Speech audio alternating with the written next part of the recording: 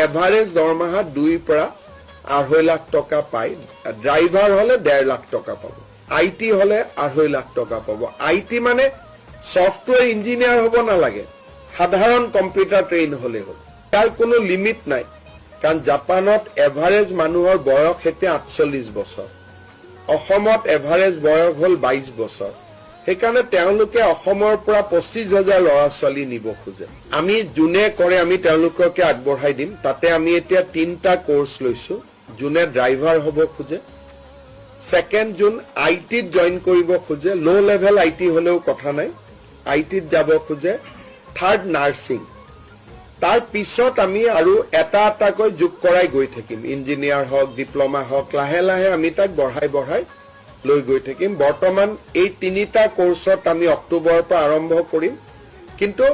ইয়াৰ কোনো লিমিট নাই কাৰণ জাপানত এভাৰেজ